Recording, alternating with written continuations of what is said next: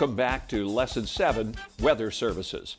Now, in aviation, weather service is a combined effort of the National Weather Service, the FAA, the Department of Defense, and other aviation groups and individuals. With the internet, you now have access to worldwide weather services as well as local and regional reports. While weather forecasts are not 100% accurate, through careful scientific study and computer modeling, meteorologists have the ability to predict weather patterns, trends, and characteristics with increasing accuracy.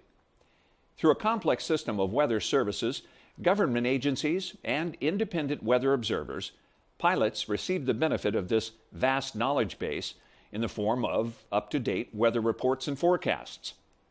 Now, these reports and forecasts enable you to make informed decisions regarding weather and flight safety. Tom, in your book, Flying America's Weather, you write, pilots want a 1-800-CAN-I-MAKE-IT telephone number that they can call for an unequivocal answer to the weather's influence on the flight at hand. But I think we all agree that the only constant about weather is that it changes. Yeah, a 1-800-CAN-I-MAKE-IT, that's kind of an oversimplification, but not much. I think people are a little bit intimidated by learning about the weather. They think of it as another block to check along their way to getting their private pilot certificate. But the fact is, it causes the most fatalities, and people are a little intimidated by the weather, so they want someone to sort of act as their alter ego and say, yes, you can go, it'll be safe. But we all know that it is a lot more complicated than that. It's meteorology is a science. You've got to say it's an imperfect science, but a science nonetheless. There's a lot to know about the weather. The only way to really stay abreast of it is to make it a part of your life and to be checking it every day and to become familiar with it. So I would say that. The regulations require that a pilot planning a flight not in the vicinity of an airport become familiar with weather reports and forecasts for the route of flight. Although it's recommended you check your weather as part of all your pre-flight preparations. Now, in this lesson, we will discuss weather briefings, METARs, TAF, PIREPs, area forecasts, winds aloft, weather depiction charts, significant weather charts, in-flight weather advisories, and EFAS. This update clarifies en route flight advisory service, EFAS. While the service provided is essentially the same, EFAS is now referred to as flight service. Prior to every flight, you should gather all information vital to the nature of the flight. It's important to know if the weather conditions are suitable for your type and route of flight. Now, a weather briefing is needed to calculate and to ensure a safe flight and to complete a flight plan. Begin by simply looking out the window. Use the telephone or the internet. Watch the local weather station on television and even read the newspaper. Now, if you have access to a PC, log on to Duos and get a complete weather briefing online and file your flight plan there. The Golden Eagle Flight Prep software is available to do this for free. For your flight planning, you can do it a number of different ways. You can just go ahead and call up the flight service station, or you can use a computer. Now, most fixed-base operators will have a computer very much like this, and there's a number of flight planning systems that you can use. Now, I like to use Flight Prep, for example, right here. It's a nice flight planner. It gives you the auto flight plus a vertical profile. Also, for your home use, you can use Golden Eagle Duos as well, and there's a free software package. Finally, contact the FSS or Flight Service Station Weather Briefer. You can do this by calling this phone number, 1-800-WX-BRIEF, 24 hours a day. Identify yourself as a pilot. Now, the first time you make that call, make sure you tell them you are a student pilot. They may take a little more time with you and help you through this weather briefing.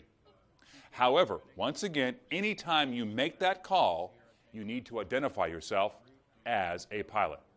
Now, in addition, you need to provide some basic information when you request your weather briefing. That information includes the type of flight plan you're going to be making. Is it VFR or IFR? The aircraft identification and type of aircraft you'll be flying. You flying a J3 Cub or a Lear 60? Now, include your name, departure, route, and your final destination. The altitude you plan on flying. Departure time, when you're going to be leaving. En route time, how long to get from point A to point B. Estimated time of arrival, when are you going to arrive. There are different briefings you can request. Now, the Outlook briefing covers 6 hours or more in weather conditions before your proposed departure time. Now, request an Outlook briefing if you're calling 6 hours or more in advance of the actual time you plan on lifting off. Now, the standard weather briefing provides a complete weather history for the briefing of your planned flight. What the conditions are when you take off, the conditions en route, and upon arrival. Now, you request a standard weather briefing to get a complete weather briefing. Finally, an abbreviated weather briefing. This briefing is used primarily to update a previous briefing, either the Outlook or the Standard, to supplement or to add to information you already have. Perhaps get new winds aloft, information or temperature information for your route of flight and for your arrival. Request an abbreviated briefing to supplement mass disseminated data or only when 1 or 2 items are needed. Now, here are the definitions of weather conditions you will encounter with weather reports and with charts. Visual flight rules, or VFR, means ceilings greater than 3,000 feet and visibilities greater than 5 miles. Next, marginal VFR. Now, this is when a ceiling is between 1,000 and 3,000 feet and visibilities are anywhere from about 3 to 5 miles. Last, IFR. IFR is defined as ceilings of 500 feet or less to 1,000 feet and visibilities of 1 to 3 miles. If you do not have an instrument flight rating and your airplane is not IFR equipped, you cannot legally fly when IFR weather conditions exist. A ceiling is defined as the height above the Earth's surface from the lowest layer of clouds or obscuring phenomena, such as fog or haze. Thanks, Dave, for that discussion of weather briefings. Let's take a question on that topic. Here's your question. To get a complete weather briefing for the planned flight, the pilot should request which of these 3, A, B, or C?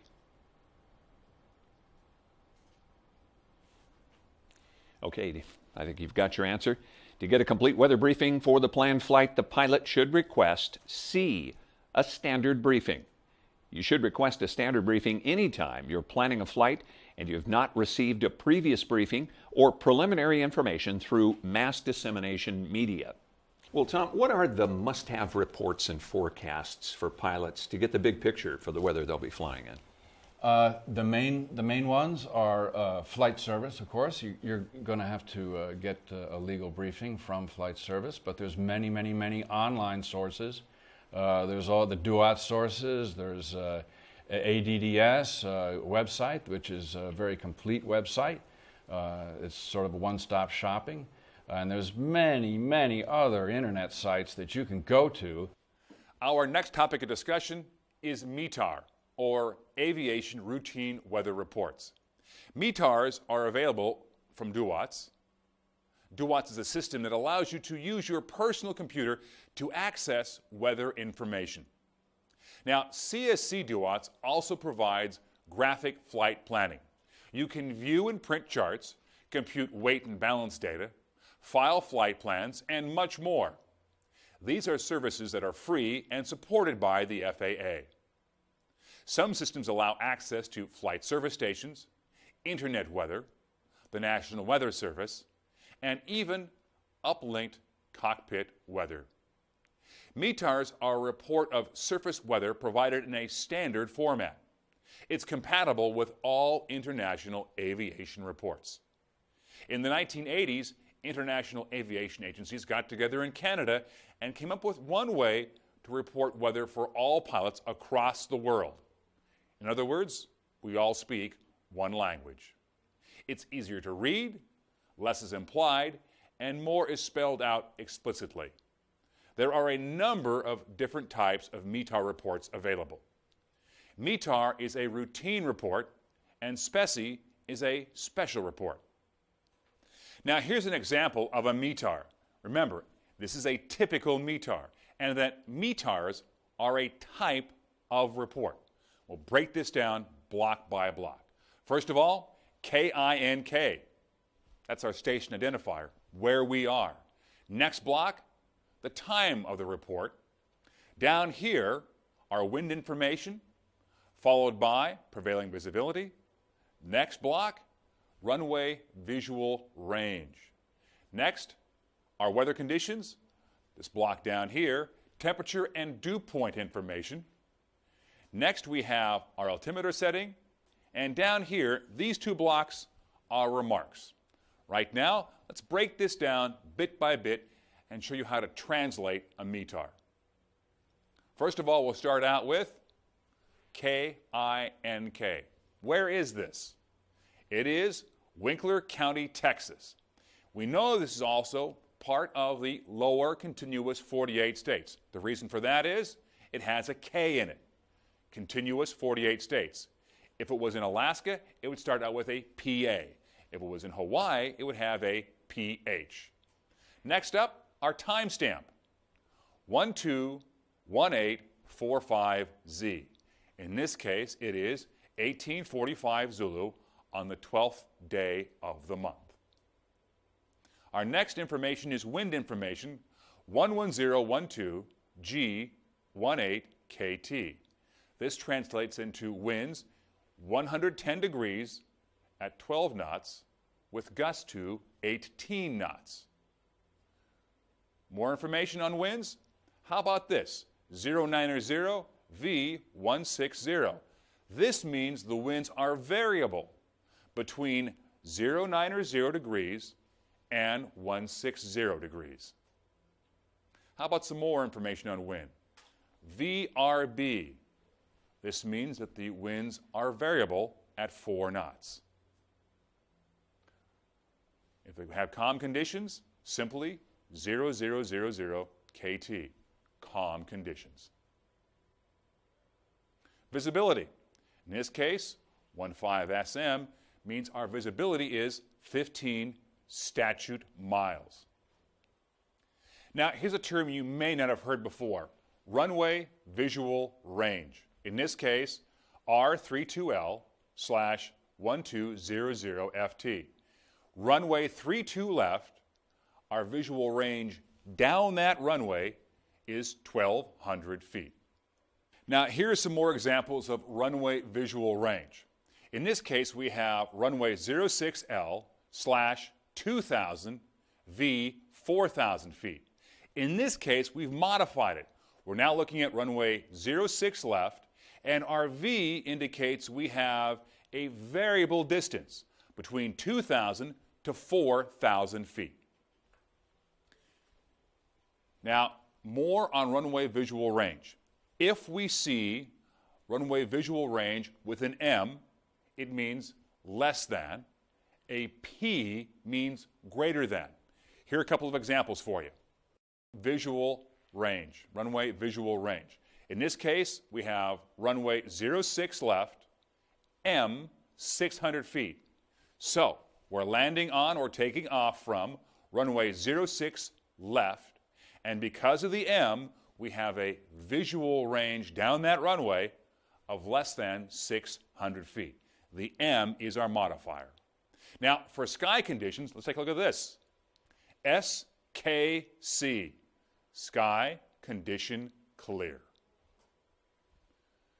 SKT indicates that we have scattered clouds. In this case, 045 indicates scattered clouds at 4,500 feet. We'll move along here.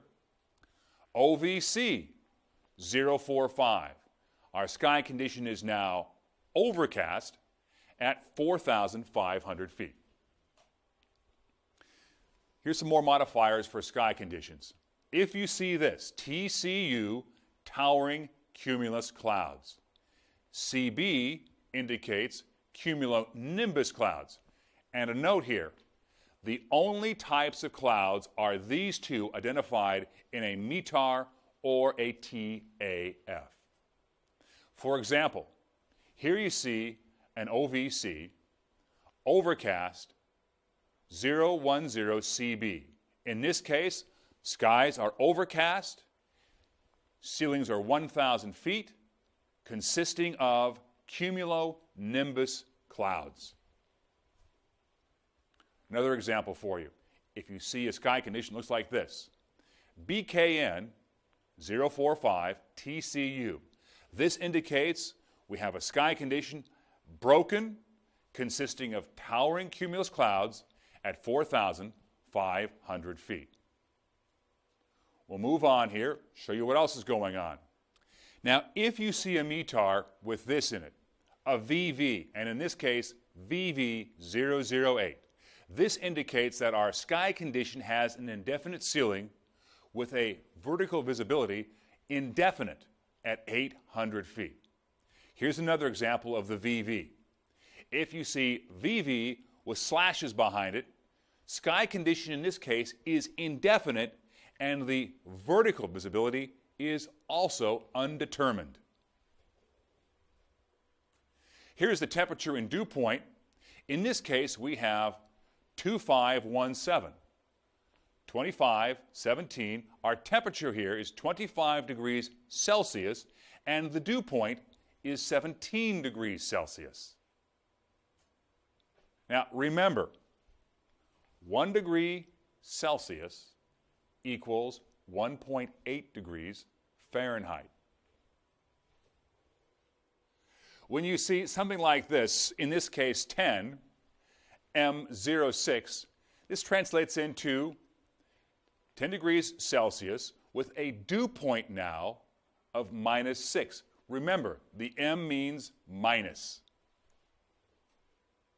Here's another example.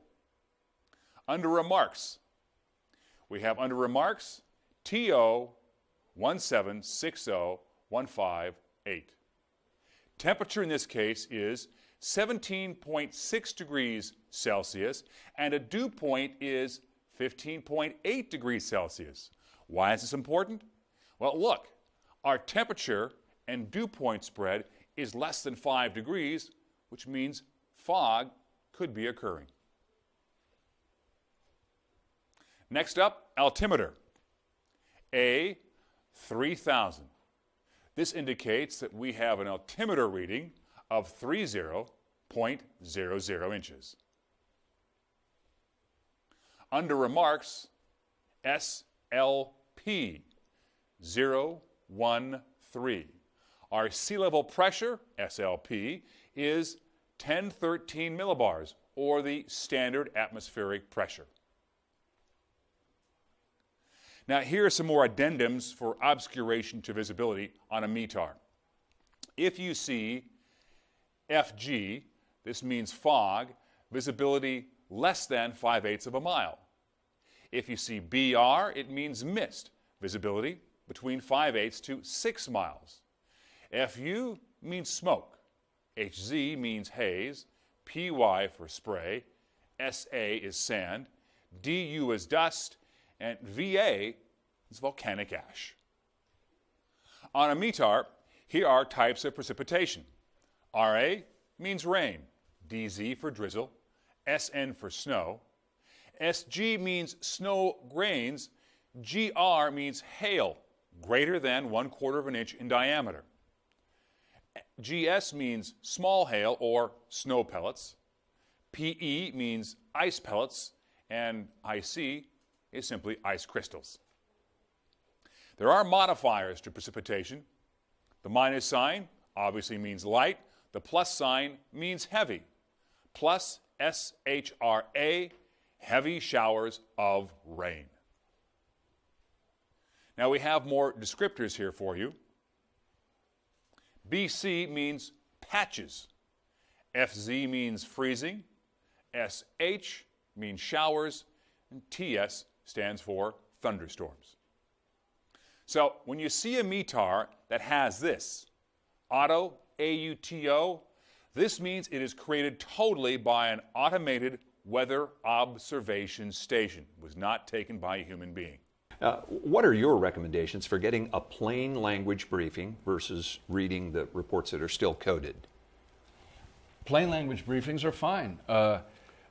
You can get them decoded on many of the websites, and all of them have, you click on a button and it will translate the raw METAR and TAF into a translated plain English METAR and TAF, and that's all very well and good. And I use that. But I also try to stay in touch with the abbreviations. There's a couple of reasons.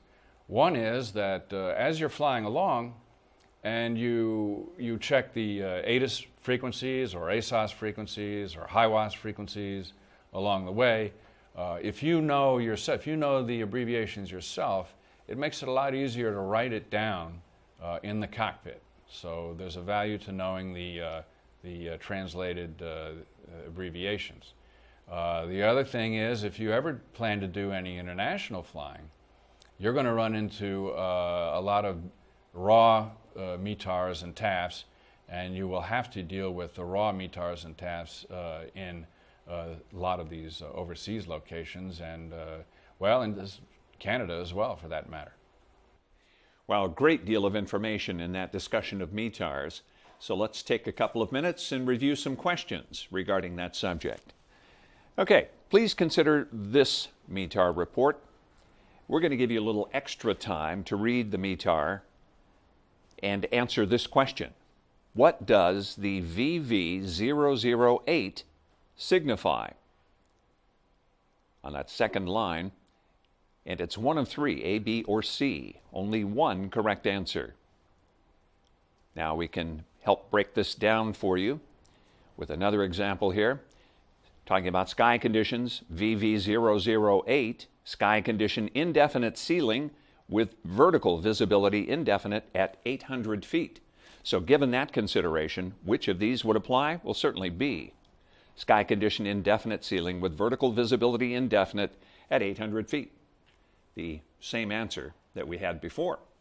All right, let's take another question just to check your knowledge on METARs. Consider this report and answer this question. What does the 15SM signify? That's 15SM.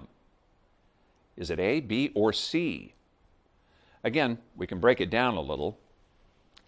Visibility, 15SM, visibility 15 statute miles. So we go back to our original report. Which of A, B, or C is correct? Of course, it's C, visibility at 15 statute miles. Well, a lot of information, and it's certainly going to be worthy of your time to study up before you take the examination. Now, let's move on to our next topic, and that topic is TAFs. Be back with you after Dave handles this topic. Let's cover Terminal Aerodrome Forecast, or the TAF. This is an excellent source for forecast weather at a specific airport. While you need to learn how to read both the METAR and the TAF to pass your knowledge exam, it's also important for you to know that plain language reports are available to you online. TAFs are valid for a 24-hour period of time, scheduled 4 times a day: 000 Zulu, at 0600 Zulu, 1200 Zulu, and finally at 1800 Zulu time. There are similar codes used in both these and the METAR reports. They are usually routine forecasts. However, a TAF can be amended if conditions warrant. An amendment is issued when the forecast is no longer as expected. A TAF amended is indicated by the contraction TAF AMD. Now, if forecasters made a correction, it's indicated by the contraction TAFCOR.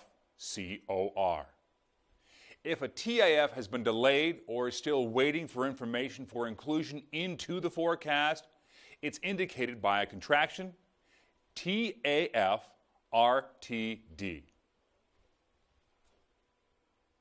Now, I know this looks very complicated, this graphic, but TAFs are issued in the following format, and we'll break it down right now. Type of report, a TAF. Next up, the station identifier, the issuance date, and the time. Followed by the valid period of the TAF right here. Next comes the forecast, that's this line right here. Finally, we have any temporary conditions that may exist during the valid period of the TAF. Here's the actual forecast, and we'll break it down block by block. KOKC 051130Z 051212 1400 8 KT 5SM BKN 030. What's this all mean? Take a look. Oklahoma City, the 5th day of the month at 11:30 Zulu, effective time 1200 Zulu on the 5th day of the month until 1200 Zulu the following day. The wind is from 140 degrees at 8 knots with visibility 5 statute miles and sky conditions broken at 3,000 feet. Next up is our forecast change group, and it's indicated right here. TMPO 1316 1 1/2 SMBR. What's that mean in plain English? Well, take a look. Temporary conditions from 1300 Zulu to 1600 Zulu, 1 1/2 statute miles in mist. More on the forecast change groups. From 1600, 16010 KT, 6SM, NSW, SKC. In plain English, this means from 1600 Zulu, the winds will be 160 at 10 knots, visibility greater than 6 statute miles, no significant weather, sky conditions clear. More in our forecast. BECMG 2224 213 G20 KT 4SM SHRA OVC 020. You should be getting the hang of this by now. Here's what it breaks down in plain English. Becoming from 2200 Zulu to 2400 Zulu, the winds will be 200 degrees at 13 knots, gusting to 20 knots. Visibility will be 4 statute miles with showers of rain and sky conditions overcast at 2,000 feet. Now here's some more forecast changes. PROB 40 0006 2SM TSRA OVC 008CB. This is an important one to know, and I'll show you why. Here's the plain English breakdown. Probability of 40% of condition between 0000 Zulu and 0600 Zulu.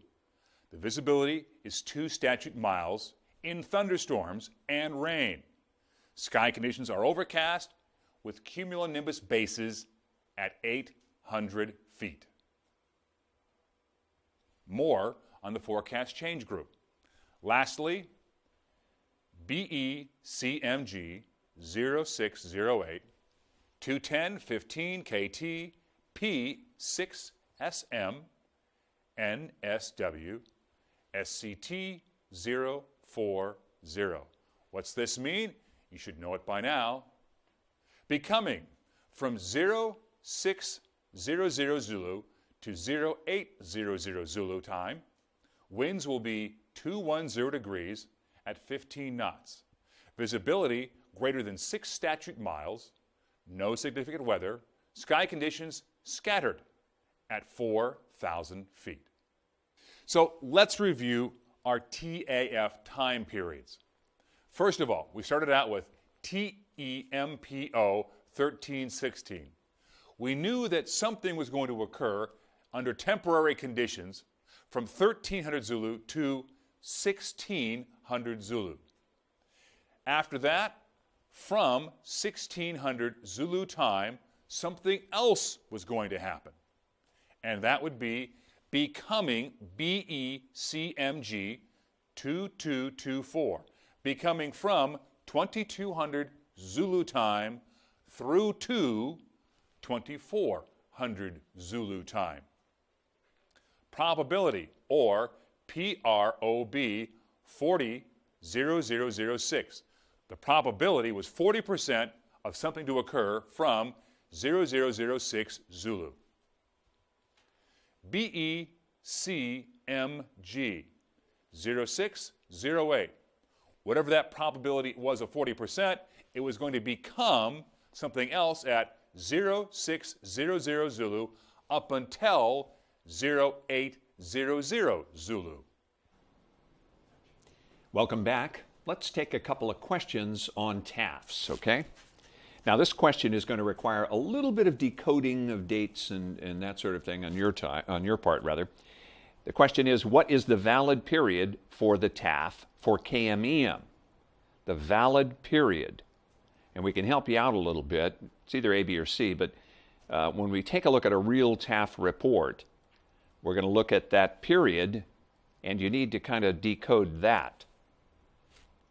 At 12/18/18. So what is the valid period for the TAF for KMEM? It's A.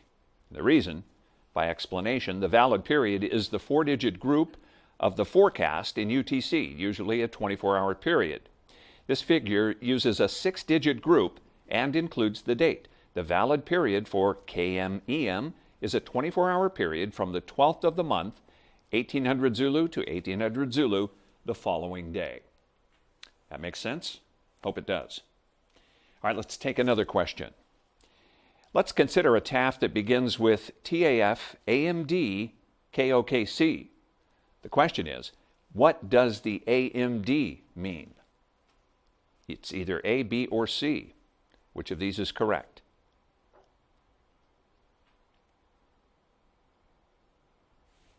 Have your answer? Let's take a look. AMD means that the TAF has been amended.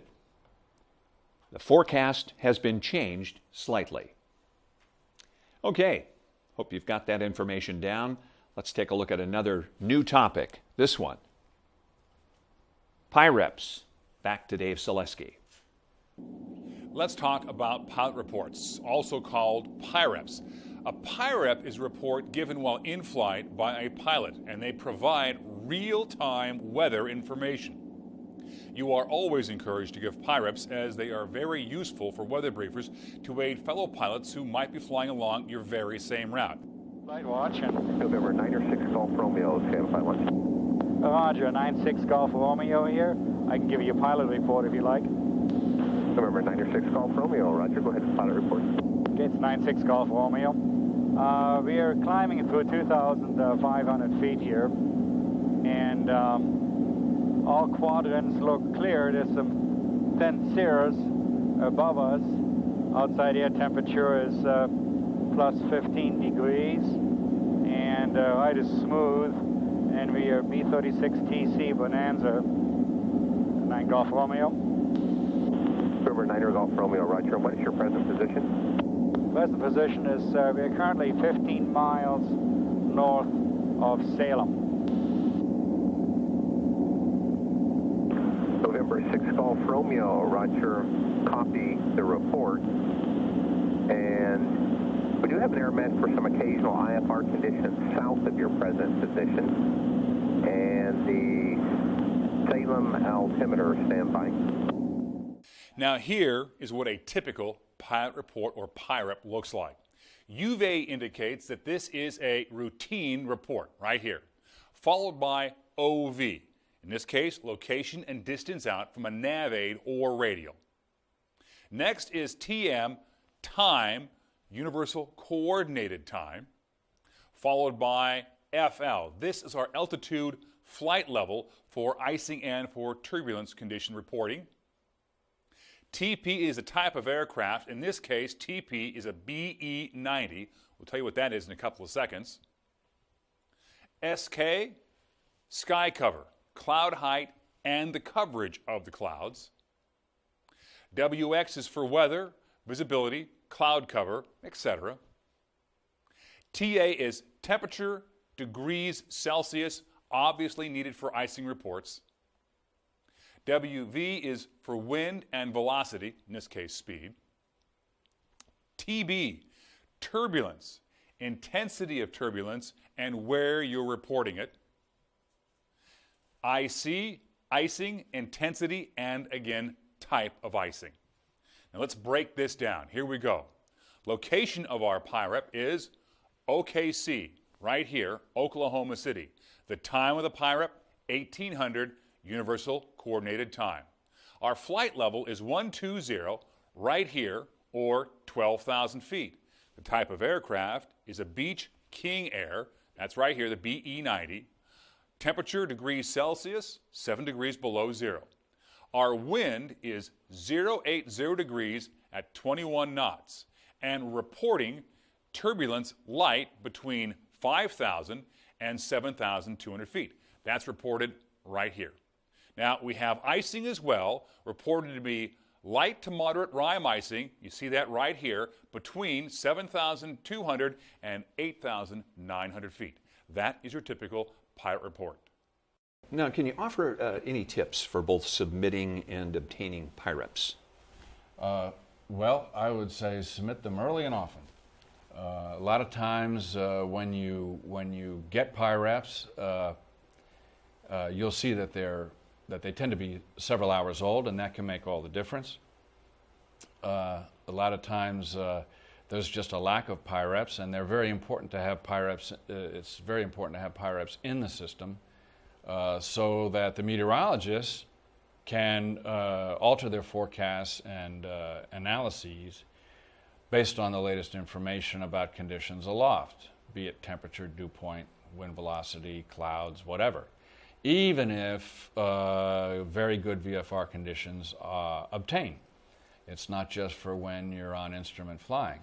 So they do have a value. The meteorologists do look at PIREPs as backup information. So as far as submitting them, I would make them as complete as possible, and I would submit them on good days, good flying weather days, as well as flying days that maybe aren't so ideal. And then they can use this to tweak their information that they put out later on in AirMets, SIGMETs, TAFs, and so forth. Welcome back to the studio. We don't have a question for you on PIREPs, but the FAA may, so please do study that topic. Let's move on to our next topic. This one. Area forecasts with Dave Selesky. Next up is this, and this is the area forecast.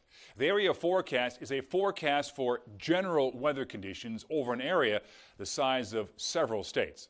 Now, it's used to forecast en-route weather and to interpolate conditions at airports that don't have a TAF issued. Now, the area forecast is issued 3 times a day, and it's comprised of 4 sections. And these sections are a communication and producer header section, precautionary statement section, and 2 weather sections, synopsis and VFR clouds and weather. Let's move on to a new topic, this one. Winds aloft. We'll see you back here in a few. Our next topic of discussion is winds aloft. Now, the winds and the temperature aloft forecast are reported this way. We have winds and temperatures aloft forecast shows the wind direction, the velocity, and the temperature. Now remember, no winds are forecast for levels within 1,500 feet, 1,500 feet of the surface. No temperatures are forecasted for 3,000 foot level or if you were within 2,500 feet of the surface.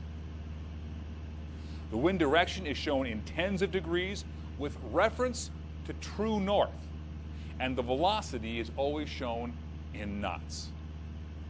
Now, temperatures are in Celsius and are negative above 24,000 feet or flight level 240. Each 6-digit group includes wind and temperatures. Let's take a look at our winds aloft forecast. We'll start on the left side, work ourselves off towards the right. First of all, FT. This is feet, and these are our reporting levels, 3,000, 6,000, 9,000, 12,000, and so on. Just below FT, these 3 letters right here, these are our station identifiers. DEN, Denver, STL for St. Louis. Let's take a closer look at some more examples. There you see a little closer view. And let's look at Denver at the 9,000 foot level, 2321 minus 4. This translates into our wind speeds are 230 degrees true at 21 knots, and our temperature is minus 4 Celsius. Another example. If the wind is forecasted from 100 to 199 knots, you add 50 to the direction and you subtract 100 from the speed. Let's find an example. And we can, right there in the lower right-hand corner. Now, our example in this case is going to be for flight level 390 or 39,000 feet. And you can see right here it's 73, 1960. So we subtract 50 from 73 and we add 100 right here to 19. So our wind speed is going to be, and direction is going to be 230 degrees true. 73 minus 50 is 23. Add 100, 119 knots, and our temperature, 60, is minus 60 degrees Celsius. Now, if the forecast speed is less than 5 knots, the coded group is going to say 9900, which means the wind is light and variable. Well, Dave shared some very good information, valuable information with you there on Winds Aloft. Let's test your knowledge with a question. Now, you're going to have to refer to the Winds Aloft forecast here in just a moment, but the question is, what wind is forecast for St. Louis at 9,000 feet? A, B, or C? And again, your Winds Aloft forecast will help you out here. Let's take a look. Where's St. Louis? Down on the bottom there.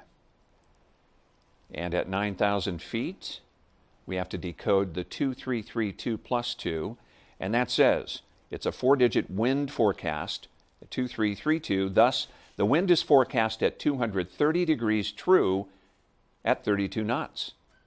We go back to the question. Which one matches up? That would be A. 2332 decodes to 230 degrees true at 32 knots.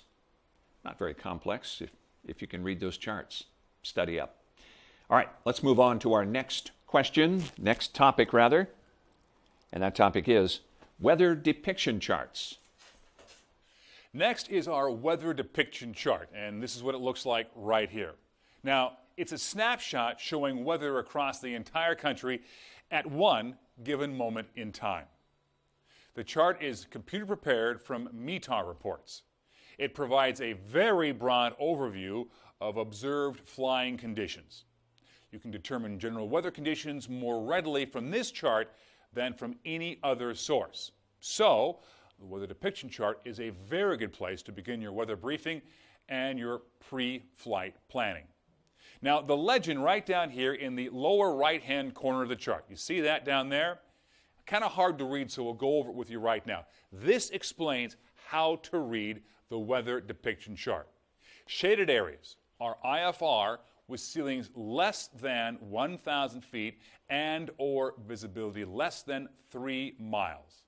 The contoured areas without shading, they indicate MVFR or marginal VFR areas with ceilings greater than or equal to 1,000 feet, less than or equal to 3,000 feet, and or visibility greater than or equal to 3 miles, but less than 5 miles. If you find an area with no contours, VFR areas with ceilings greater than 3,000 feet and visibility greater than 5 miles. So let's take a closer look at our weather depiction chart. First of all, we'll start with IFR conditions. And again, these are our shaded areas. They indicate ceilings less than 1,000 feet and or a visibility less than 3 miles. Again, our shaded areas. Now, for areas of marginal VFR, we have these contoured areas like right here in parts of southern Oregon, but they're not shaded in. They indicate ceilings greater than or equal to 1,000 feet to less than equal to 3,000 feet and or visibility greater than or equal to 3 to less than or equal to, a lot of them there, 5 miles. That is our marginal VFR area. Last, we have these broad open areas, no contours, indicating VFR areas, ceilings greater than 3,000 feet, and visibility greater than 5 miles. Now, besides weather conditions and visibility, we also can see fronts on our weather depiction chart, and in this case, right here along the eastern seaboard of the United States, we have a stationary front right here, indicating by our barbs, our cold sector, and our little half circles here, our warm sector of our stationary front. Also, cold front, warm front, our occluded front. Now here's something new you may not have known. Upper level cold front depicted on a weather depiction chart, an upper level warm front, and last, our stationary front. Sky coverage seen on our weather depiction chart. Little circle right here, nothing in it, clear skies. Sky conditions are scattered. Broken sky conditions, notice we're filling in our circle.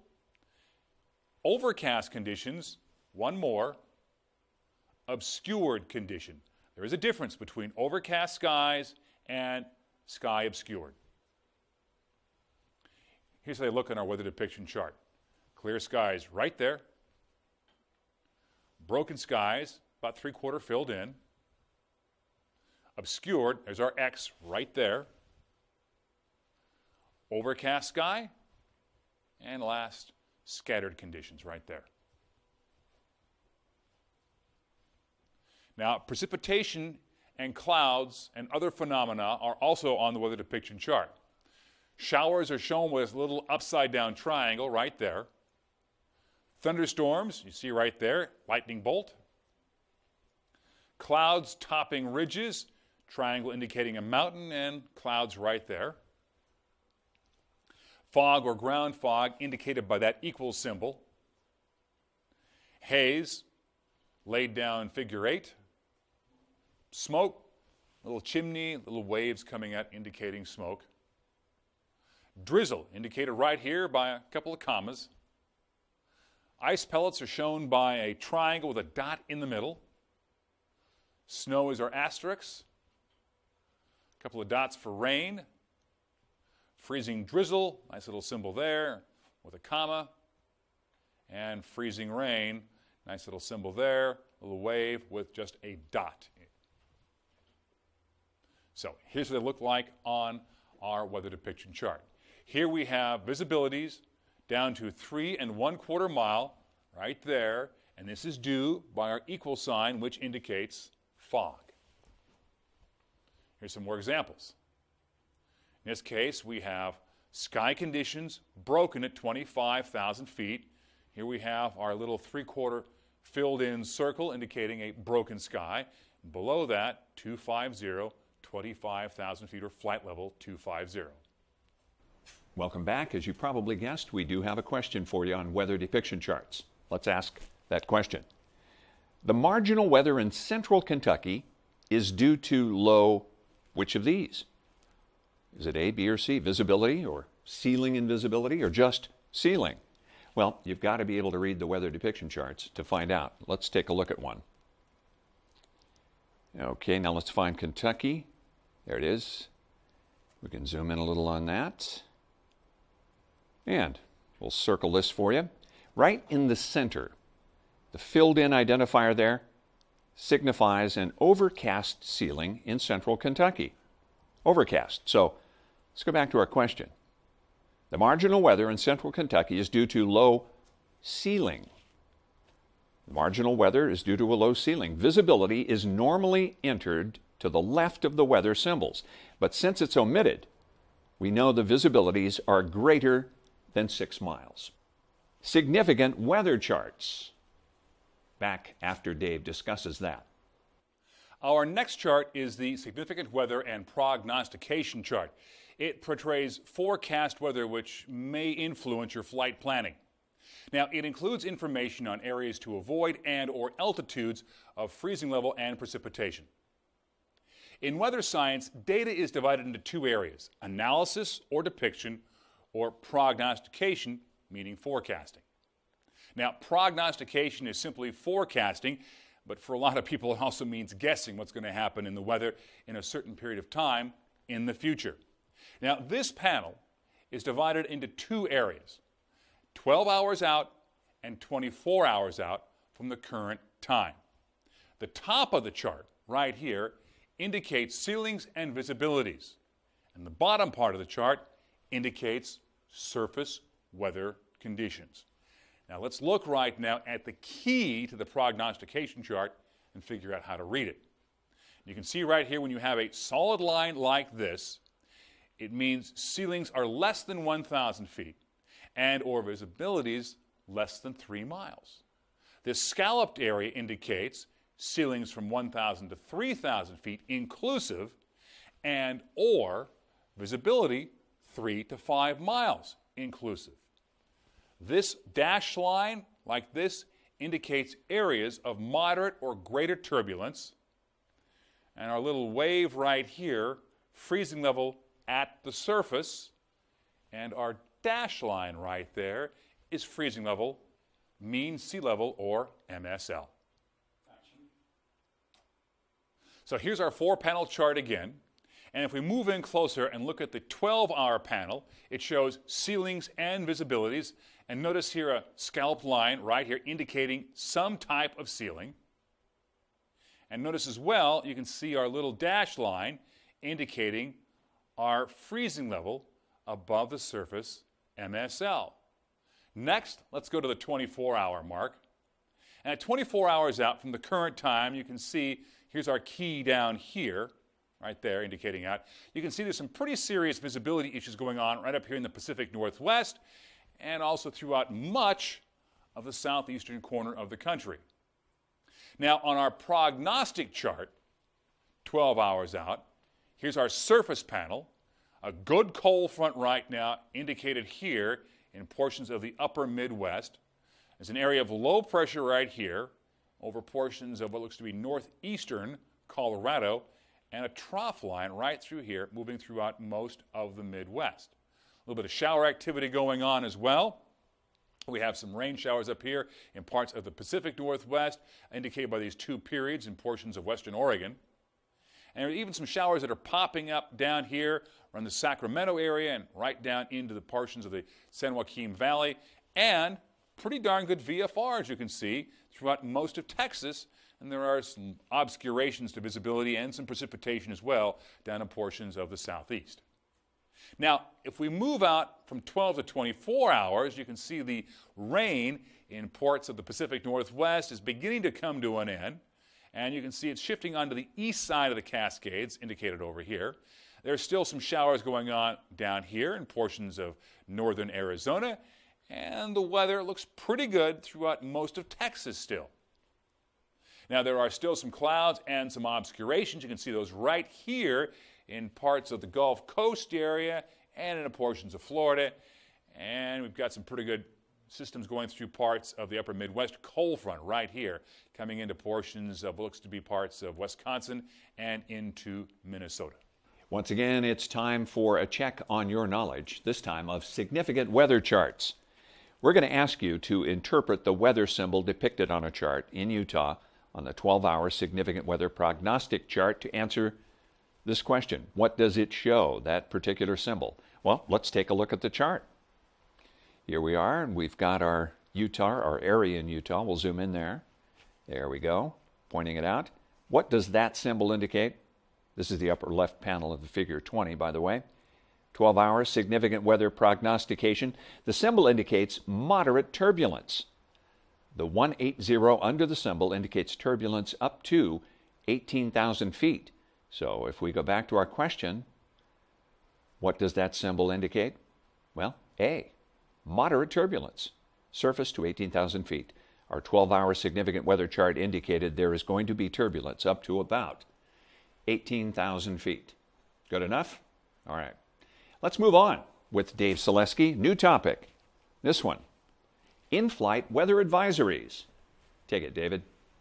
They advise en route pilots of the possibility of encountering hazardous flying conditions. Now, this is weather which may not have been forecast at the time of the pre-flight briefing. Now, it's divided into three different kinds of weather advisories. They are airmets, sigmets, or convective sigmets. Significant meteorological information, or sigmets, advise pilots of the potentially hazardous weather to all categories of aircraft. This doesn't matter if you're flying a J3 Cub or a Boeing 747. They include everybody. And included in this is severe icing, not associated with thunderstorms, are included in with sigmets. Severe or extreme turbulence or clear air turbulence is also included. Dust storms or volcanic eruptions reducing visibility to under 3 miles. And here in the Pacific Northwest, we know a lot about flying around volcanoes, Mount St. Helens, Mount Hood, Mount Rainier. Now, meteorological information or airmets advise pilots of significant weather, but at a lower intensity than the sigmet. November 6 Golf Romeo, Roger, copy the report. And we do have an airmet for some occasional IFR conditions south of your present position. And the Salem altimeter standby. November 6 Golf Romeo, the Corvallis altimeter 3018. 3018. So maybe if you're flying a J3 Cub or Cessna 172, it's a little more important than, say, if you were flying a Boeing 747. Now, in this case, an airmet will indicate areas of moderate icing, but not severe icing. It also indicates moderate turbulence and sustained winds of 30 knots or more, ceilings less than 1,000 feet, and or visibilities less than 3 miles over more than 50% of the area you're flying, and extensive mountain obscurations. A convective sigmet alerts pilots of tornadoes, lines of thunderstorms over a wide area, embedded thunderstorms, wind gusts in excess of 50 knots, and or hail 3/4 of an inch in diameter or greater. Question. Sigmets are issued as a warning of weather conditions hazardous to which of these aircraft? A, B, or C? Sigmets, warning of weather conditions hazardous to which of these? Looks pretty straightforward. Your answer is C, all aircraft. Sigmet advises of weather potentially hazardous to all aircraft. Remember that one. Okay, let's go to our final topic, and Dave Selesky. This topic, EFAS, is part of Dave's presentation on in-flight weather advisories. Another service is called Hazardous In-Flight Weather Advisories, or HIWAS. It's available to pilots on select NAV8 frequencies. Now, you can find these listed on your aeronautical charts by the letter H in that blue NAV8 box. Now, the HIWAS transmits information on sigmets, airmets, and convective sigmets. Another source for in-flight weather advisories is a service known as En Route Flight Advisory Service, which is called simply FlightWatch. This update further clarifies EFAS. The En Route Flight Advisory Service, or EFAS, is the best source of weather information en route. It is available by contacting flight service on the common frequency 122.2 and all remote communications outlets, RCO frequencies. This puts you in contact with someone at Flight Service who has immediate access to the latest weather information, including live weather radar. This concludes the weather lessons you need as a pilot to ace your FAA knowledge test. Remember though, a good pilot is always learning. As you gain experience, you'll discover even more weather sources and wisdom that you as a pilot will be able to put to good use. I'm Dave Selesky. It's been a pleasure. Blue skies to you, and keep the greasy side down. What in-flight weather advisories do you use most? I use ATIS. What I like to do is, as I'm flying along, I'll tune in the ATIS frequencies at airports that I fly over. Salem Airport, information Bravo, 1956 Zulu. Wind variable at 4, visibility 10, sky clear, 2000. Temperature 7, dew point 3, altimeter 3021. Visual approaches in use, landing and departing runways 31 and 34. Birds on and in the vicinity of the airport, including large flocks of geese. Hazardous weather information for the Salem area available on Flight Watch or Flight Service frequencies. On initial contact, advise you have received information Bravo. I'll also listen to or ASOS, whatever's at the airport. I'll listen to HIWAS, and I'll call, of course, Flight Watch. And that's the best way to stay abreast of the situation.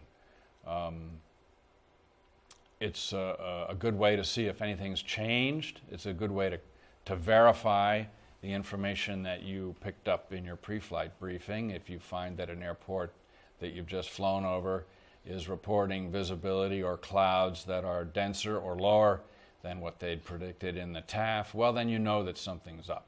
We covered a lot of information in lesson number 7, Weather Services. Our thanks once again to Dave Selesky. Upcoming when you're ready, lesson number 8, Aircraft Performance with Bruce Williams.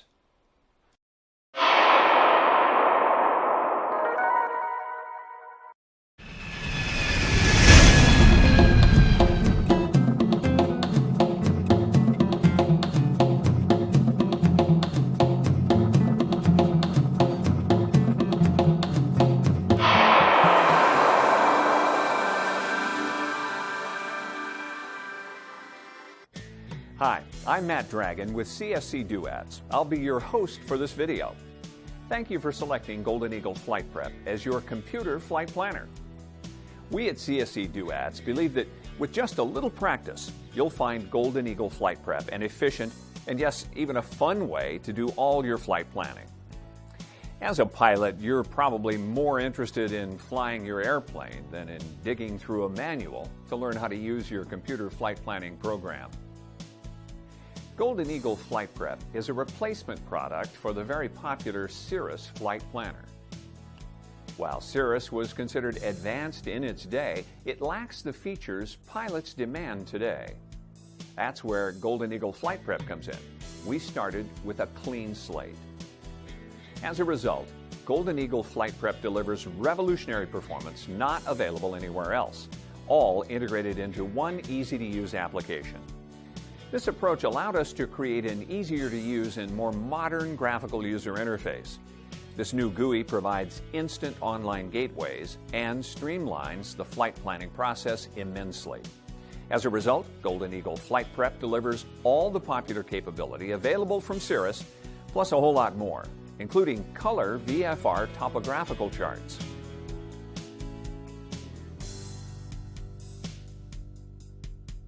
IFR type en route charts,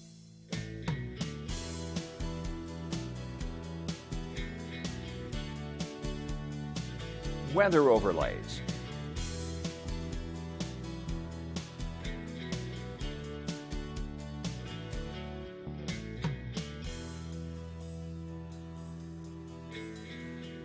special use airspace depiction, such as the TFRs, and much more.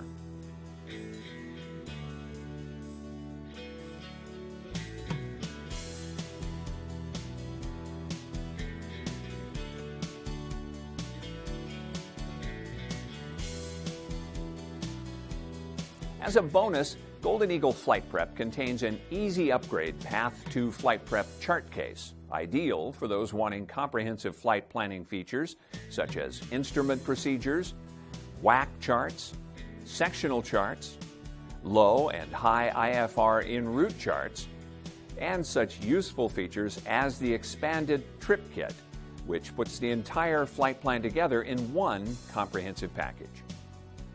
Golden Eagle Flight Prep contains extensive help as part of the program.